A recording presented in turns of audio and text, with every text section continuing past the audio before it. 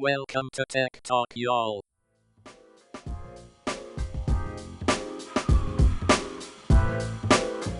Hello, and welcome to Tech Talk, y'all. Episode 360, all the way around. I'm Sanjay Full Park. circle. And I'm Adam Walker. We got a lot of AI articles for you today. We got some interesting, weird, and wacky, and we have a tech rec that I'm very excited about, and could be a great Christmas gift or holiday gift or whatever gift, end of the year gift, whatever you celebrate. So stay tuned for that. For Mondays. A gift for a Monday. Oh, Can we do that? A Monday gift. I need Monday gifts. We should actually start a website, Gifts for Monday. Yes. So Mondaygifts.com. Yeah. We should get that, because then every week you're supposed to buy a gift for your loved one. Let's do that. Okay, let's let her do that. All right, let's get started. OpenAI's O1 model sure tries to deceive humans a lot. So apparently there's this thing where AIs will actively kind of decide on a path or a direction and try to deceive humans and sort of answer in that direction, which is mildly disconcerting. And apparently OpenAI's newest model does this more than the other models, which again is disconcerting. So it actually knows that it's doing it 0.17% of the time. And it's doing this because it is trying to appease and please the humans.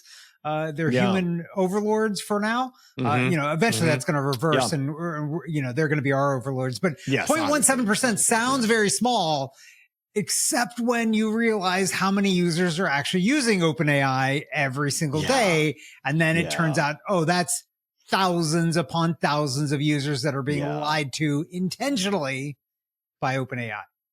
So it's kind of like that person that works for you, and you ask them for some statistics, and they sort of give you the ones that make it sound like they're doing their job. These are the stats that look. It's like when you have, I don't know, let's say a marketing agency that does SEO, and they give you reporting every month, and the reporting looks really, really great, except that it means absolutely nothing. It's just like that, and that happens too much to some of my clients. I'm not going to say who. So, it's just like that. So there's lies, and then there's damn statistics, right? Isn't that the saying or something like that? No, there's lies, there's damn lies, and then there's statistics. That's the Mark Twain. That's what it was. Yeah, that's what it was. Yeah. So you got to be careful about that stuff. Maybe we need a new version of that: lies, damn lies, and AI. Maybe that should be. I think statistics still has to be in there. It's like lies, damn lies, AI, statistics, and then AI. Maybe, I don't know. And AI. Yeah, that might be the new thing. But maybe trying to make it a little bit less lying and deceptive. OpenAI struck a new deal. They struck a content deal with Tom's Guide owner Future. First of all, I'm a huge fan of Tom's Guide. That is a great resource if you're looking for computing gear and want some real scoop on it. I honestly did not know that Tom's Guide was owned by somebody else. I didn't thought either. It was still Tom, because the guy that started, his name's Tom. Right. Tom's Hardware, and which became Tom's Guide.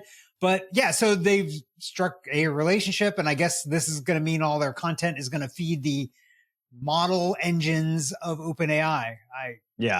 Guess that's a good thing.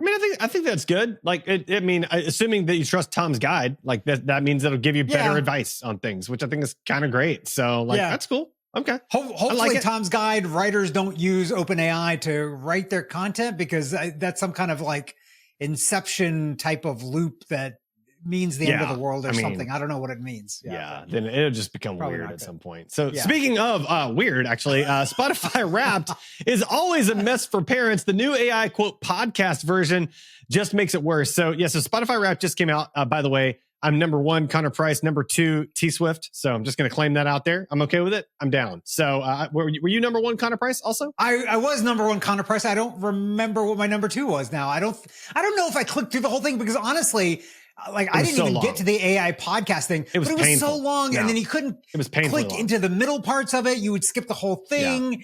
And there was just there was too much explanation. What I really want, what I think would be great for them, and I know they don't want to do this because they want you to watch the whole thing, is give me a scrolling feed, like an Instagram feed, where it's just graphics that I can just scroll through it myself. Right? If the point here is to inform and engage people, do it in a way that's not annoying. Cause I got to tell you, this is annoying, but the story is about something that's even more annoying. Well, and normally I like Wrapped, but like it was kind of obnoxiously long this year. And I will say too, like as a parent, like you might not have experienced this recently, but you know, when you do Spotify Wrapped and like your Spotify's connected to like the house speaker, you get some weird statistics from your kids, you know, like your favorite song was Baby Shark or something like that for the year. So that is kind of annoying, but apparently like they set it up where it runs your Wrapped through the Notes LM thing to create a podcast of it. Notebook LM from Google. And it's like two DJs talking about your Spotify Wrapped, which I mean, Notebook LM's pretty cool, but that sounds a little on the creepy, weird side to me. So I don't think I want to experience that. That sounds kind of awful. So yeah, with all of the AI stuff that they have, why can they not like auto detect when you're a parent and be like, hey, these are all the songs you're playing because of your kids, and these are actually the songs that you like, and let's just kind of bifurcate these two things, or even give two wraps, Spotify unwrapped things, where one's for kids and one's for you. Yeah, like any reasonable human looking at that data would go, "Oh, this is a parent's account, so let's separate out the kid stuff." Like anybody, if they're listening to Eminem and then they're listening to Baby Shark, it's pretty likely that that's a parent's account. Like I'm just for normal people, that Venn diagram, there is no overlap.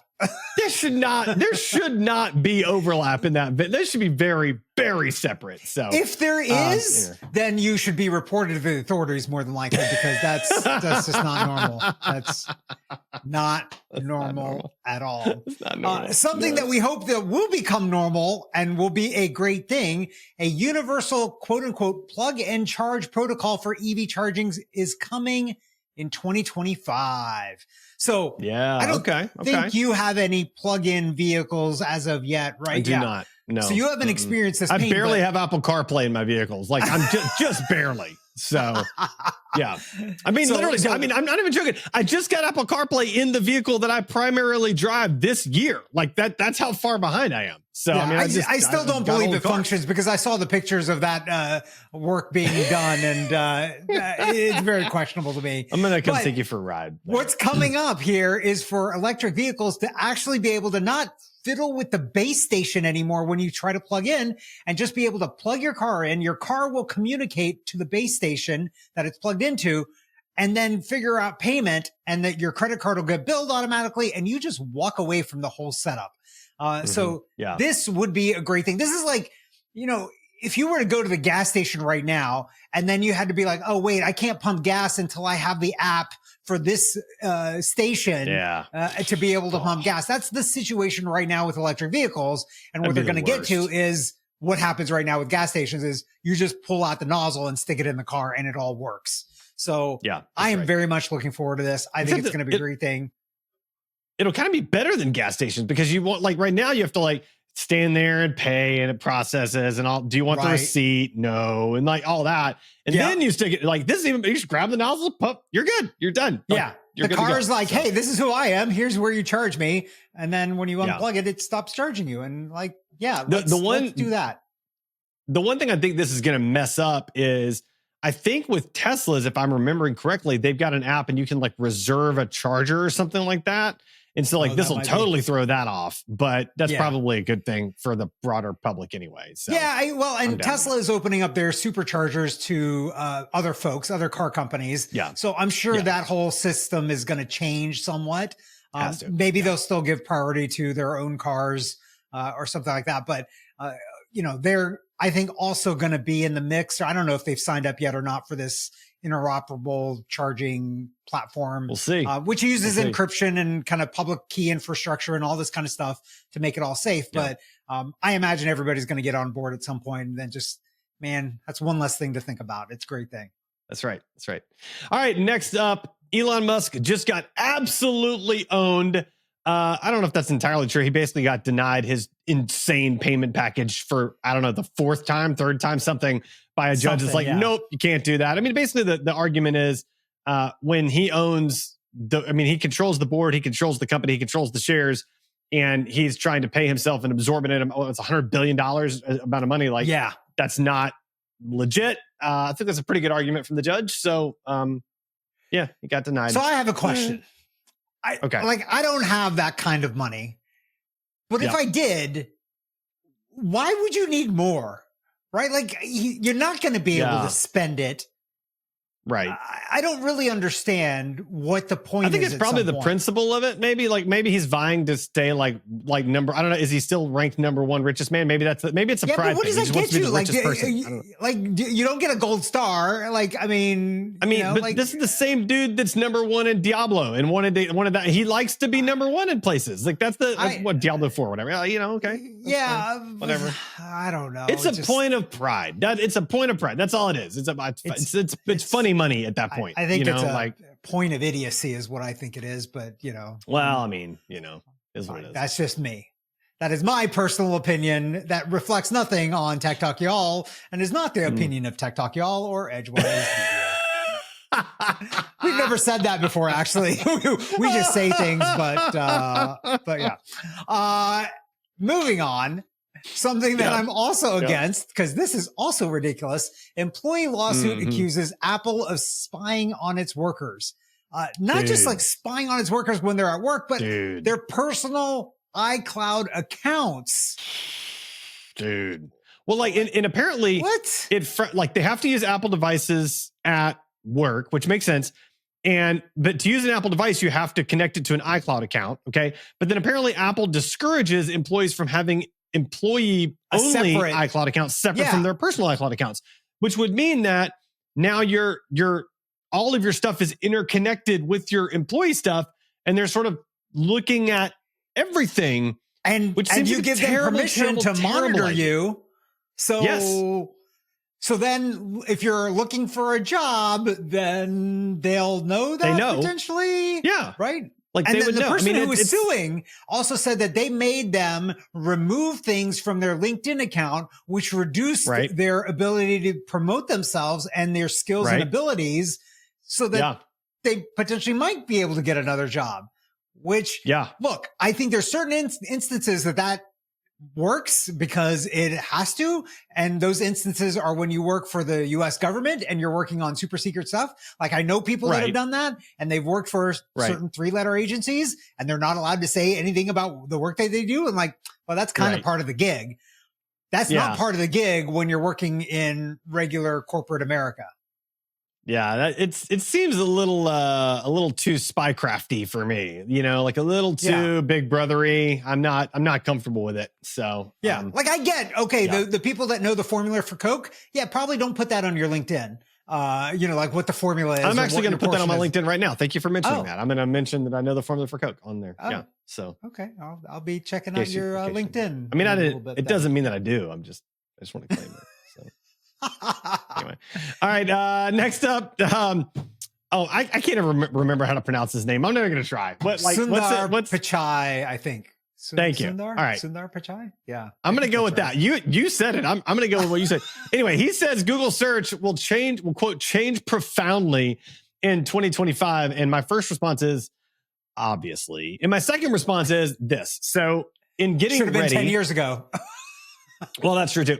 In getting ready for Tech Talk Y'all today, for the first time, I was like, hey, ChatGPT, what are the top 10 technology news articles that happened in the last week? And it gave me 10 articles and like 2 of them were pretty good. And so I used them. Did the same thing in Google directly.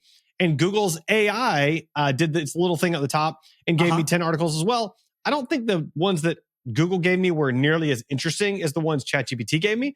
But I think I might have pulled one from that, which was interesting. And so that's where it's headed. Like because for example, in the past, I would have gone to Google and been like, I would have searched like tech news and then I would have had to go look at all the news sites and then go, find all the interesting articles. And now I can just be like, tell me the top 10.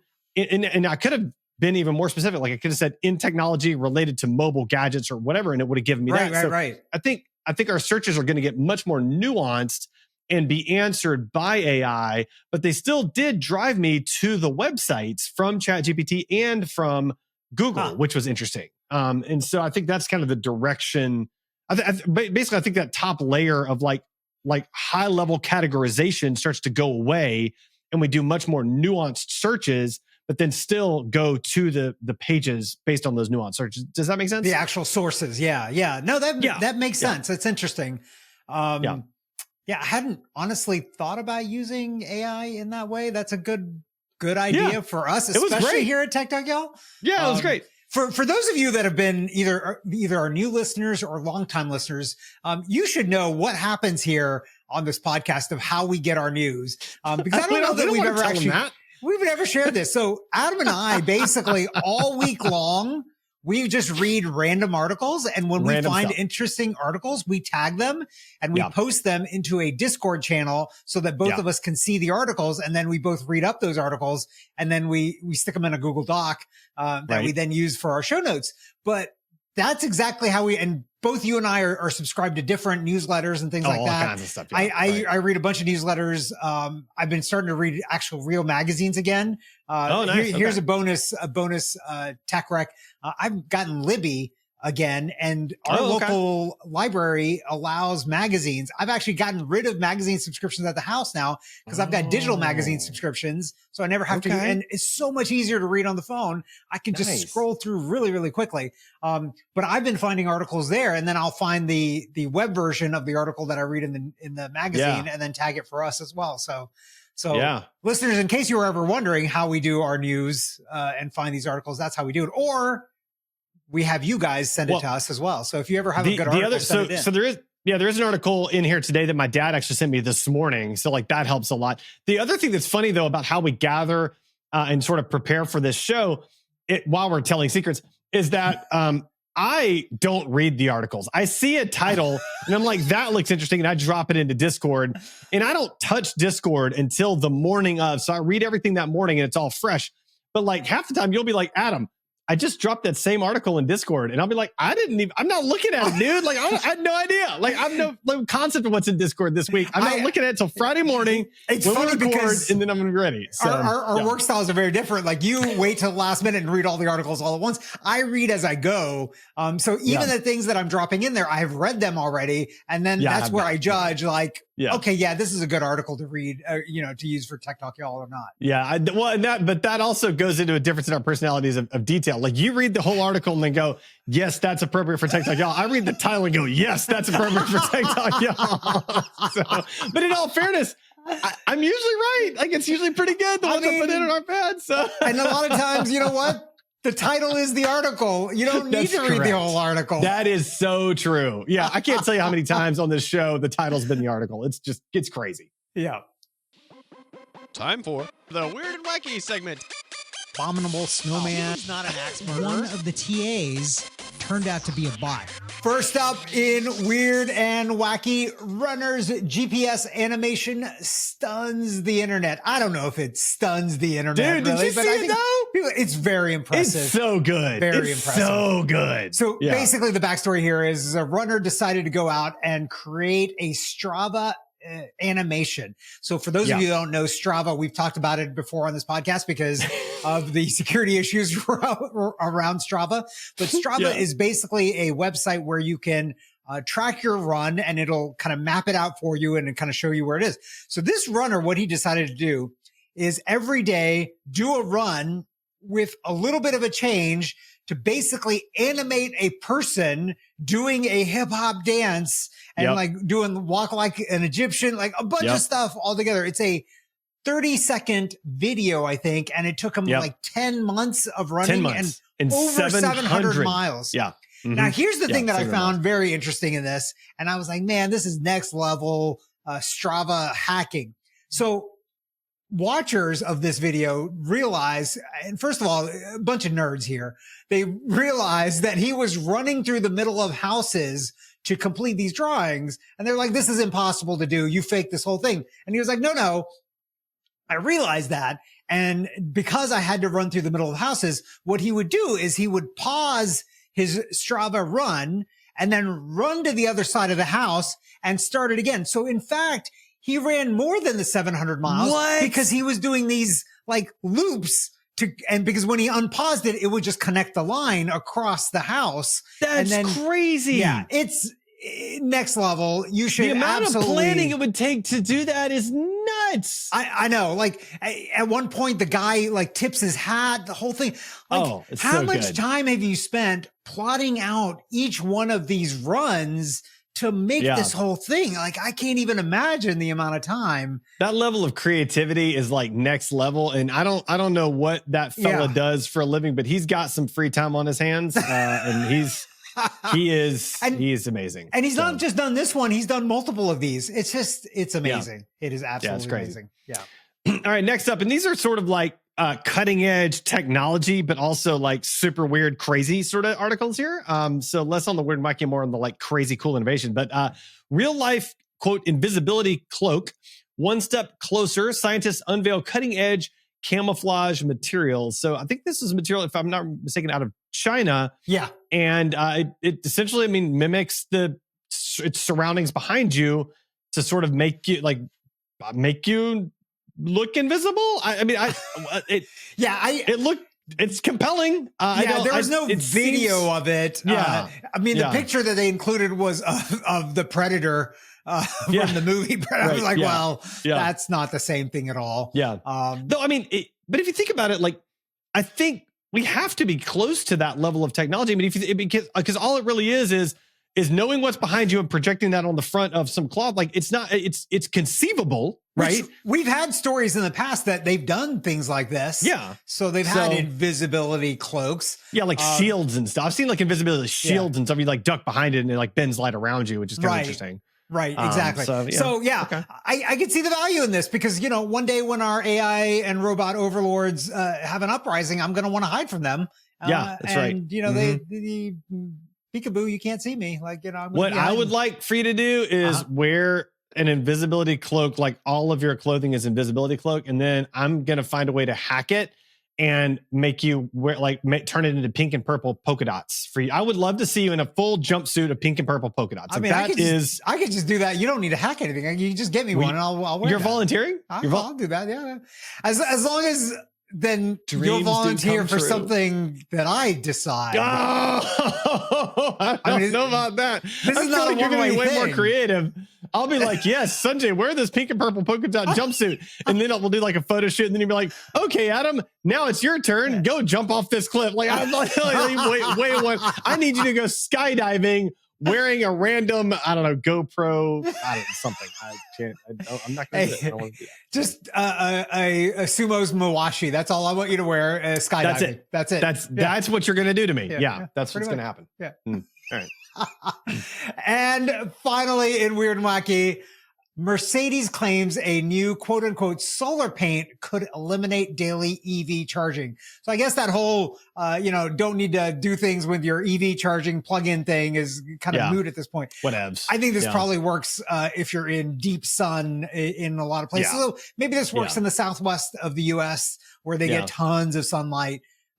Which is an interesting thing. But, for a long time, I've wondered, like, why are they not putting solar panels on vehicles or on the windows and all these things? It's like, you don't even have to convert anything because most solar panels. So here's a science lesson for you, electrical engineering lesson. So solar panels create direct current voltage, right? So it's DC. Out of your plug in your house, it's AC, right? It's alternating current. So you have to convert from DC to AC. In doing that, you lose some energy.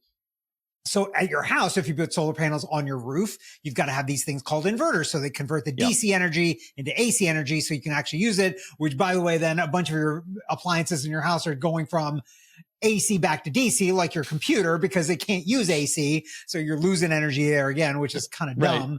But, if you do this on an electric vehicle, though, you're going straight into a battery system. So you don't have to convert from DC to AC at all, right? So it's straight in. Yeah. And so it's more efficient. So why would you not do this? This is smart, I think. I like it. I mean, and the idea of like solar paint is very interesting to me too. Something is like, why not? Like, why not capture like? Could you not do this on your house too? And then just make your whole house a big giant solar paint panel? I'm all for that. So, not today, but someday. So. I think you should paint yourself in solar paint and then just you could charge up your phone. And see, there you go, one up in it again. Like that's why you're dangerous right there. Like I got to know what I'm signing up for before I sign up, because you're going to come up with some crazy thing and it's going to be dangerous. There you go. Tech wreck, time to get your tech wreck. Tech wreck, chicky. Tech wreck, time to get your tech wreck. All right, Sanjay, it's tech wreck time. What do you have for us this week? So, you crazy kids have been talking about this AI stuff for a while. And I thought, I guess it's just not going away. I guess it's time for me to check it out. So I started checking out two systems. OpenAI, I know you're a big fan of ChatGPT. I paid for an account on there. I also paid for an account on Claude, which is by Anthropic. So that's actually my recommendation, Claude by Anthropic. And I'll tell you why I recommend that. There are other use cases I think OpenAI and ChatGPT are better for. But Claude is very security-based kind of AI. It does not have access to the live internet. So there's one downside of it. If you try to ask it things about what's currently going on, like, give us the last 10 news articles, tech news articles in the last week, it's not going to be able to give you that.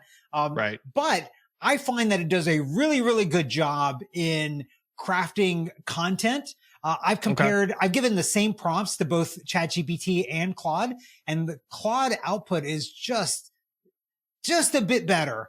I mean, it's a noticeable difference in it. Now, does it matter enough? Maybe, maybe not. But I've had it do things for me like, hey, build me a marketing plan for this, or build me a business plan for that. And it starts with kind of a base structure. And then he's like, okay, add more detail. Okay, make it a narrative style. And it does a really, really good job of doing all of that stuff. And honestly, and I think you found this too, is that getting it to do research for you is really the main key time saver of doing this. Like, it's stuff that I could do, but if I could spend that time doing something else, it's just a little bit better. So, $20 a month for Claude by Anthropic.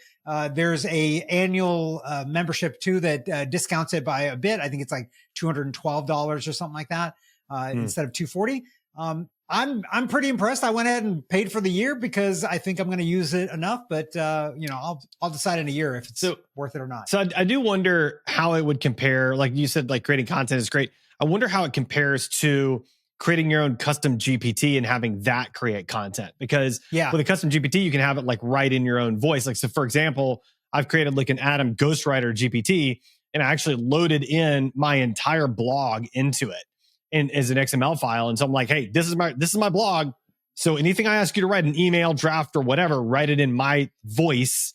And it doesn't, I mean, I haven't really messed with it, used it a ton, but it does a pretty good job of that. So, I mean, I wonder how it compares from that. Yeah. So, Claude has the same thing. It has projects, and chats, and you can upload documents into it for it to use in that project to analyze. And so you can say like, hey, this is my voice. And so from now on, write like that, and it'll do that as well. So I think Claude is, they've put a lot more safety rails in it. Like, you can't upload as much content as you can into ChatGPT. But I also don't worry about my stuff in Claude being used for training data or things like that. Like, they specifically say like, none of the stuff you do is going to be used for training data for it. So I'm not worried about my stuff leaking out. Yeah. Like, especially like, for example, like uploading my blog into ChatGPT, it's already public, so who cares? But like, for example, I got like the other day, I got a peek at an SEO strategy for a very high level organization that I certainly should never share with the general public.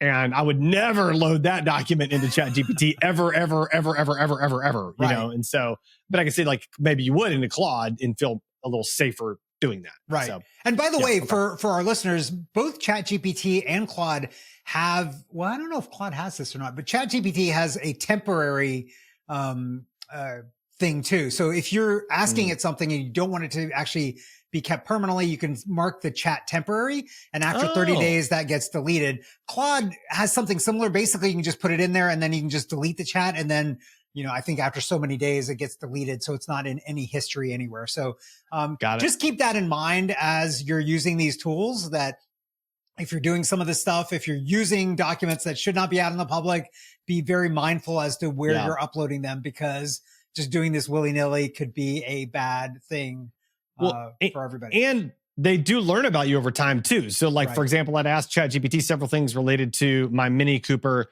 at the time, which is the car I was driving. And then later I did some kind of chat with it, and it like regurgitated the fact that it knew I had a Mini Cooper. Right. And I was like, whoa, okay. Like it's learning about me as I'm asking questions. There. Like, oh, right. You know, so you do have to like, you know, be aware that it's learning and building a model about you. And there's settings, I think, in both where you can go in and see what it knows about you, and you can delete things out as well. So I should do that. Just be aware of that as well. So yeah, that'd probably be helpful.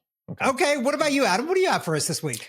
All right, if you're looking for a good gift for someone, I'm going to recommend the Ultra Human Smart Ring. So it's a competitor, for example, to the Aura Smart Ring or Fitbit or whatever.